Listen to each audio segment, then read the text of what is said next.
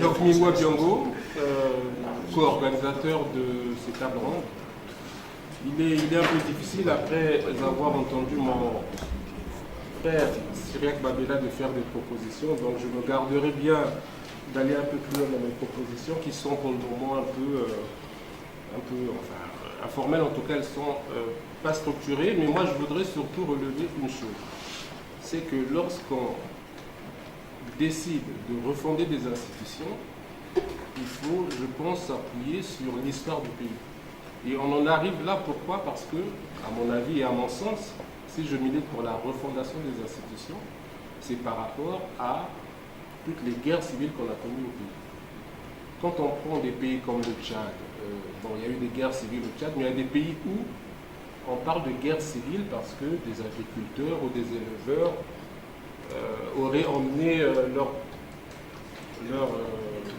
pâturage, enfin pas des pâturages, mais en tout cas auraient emmené leurs bêtes sur les pâturages des autres. Et ça fait des guerres où parfois c'est pour de l'eau. Et au Congo, toutes les guerres que nous avons connues, parce qu'on ne veut pas appeler un chien, les guerres civiles que nous avons connues, c'est des guerres civiles qui sont la conséquence de la conquête du pouvoir.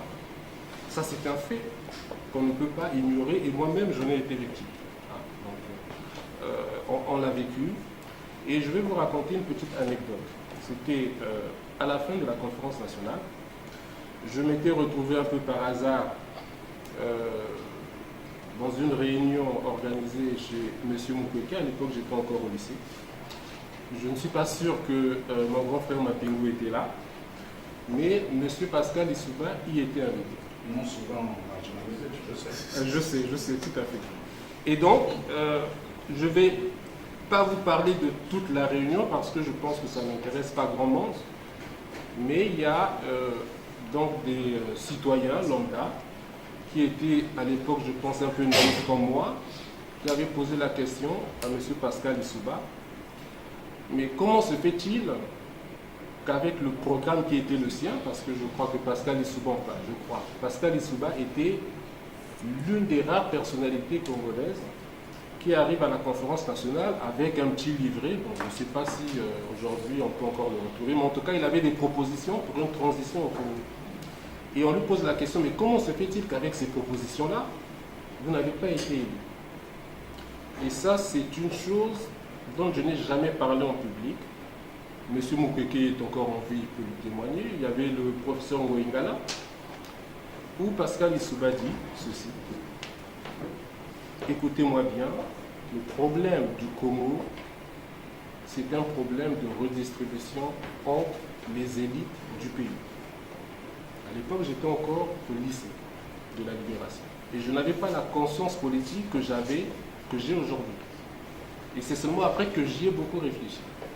Donc, Lissouba disait tout simplement qu'au Congo, on peut avoir le meilleur programme, c'est pas pour autant qu'on peut être élu. Et il avait bien fait remarquer que c'était son analyse, que si Milongo l'avait battu à la conférence nationale, c'est parce que, tout simplement, on va dire les choses crûment, il y avait plus de ressortissants du pool dans la salle. Je caricature un peu. C'est pour dire que au Congo, le principal problème, c'est pas pour reprendre naïvement les propos de Pascal Lissouba, qu'il avait ce jour-là dit, mais ne nions pas que les différentes guerres que nous avons connues sont dues à la compétition, à la conquête du pouvoir. Donc pour moi, la refondation doit intégrer ce fait. L'ignorer, c'est vraiment, je pense, l'ignorer, c'est vraiment, ça serait une faute très grave. On va dire que les populations sont instrumentalisées. Oui, elles le sont. C'est vrai qu'elles le sont, sauf que ça fonctionne comme ça. Donc, pour moi, la question que je me pose, c'est comment faire en sorte que la compétition électorale, puisque nous avons des partis politiques à caractère ethnique, en cas de conflit électoral, ne deviennent pas des conflits entre communautés. Et c'est ce qui s'est passé.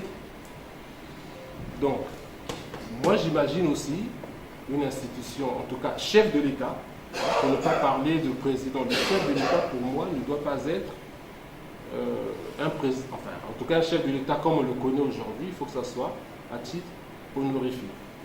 Et il ne faut plus qu'on ait, pour ce type de poste, des élections à suffrage direct.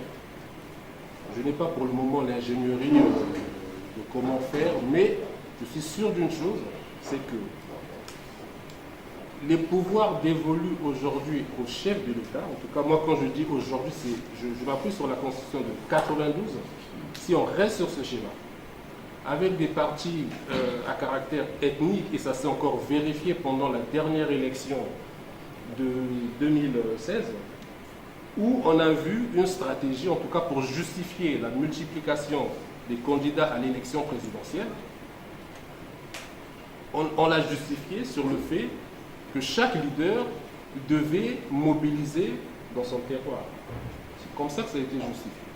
Donc, pour éviter que les voix se perdent, en tout cas que Sassou ne fasse pas...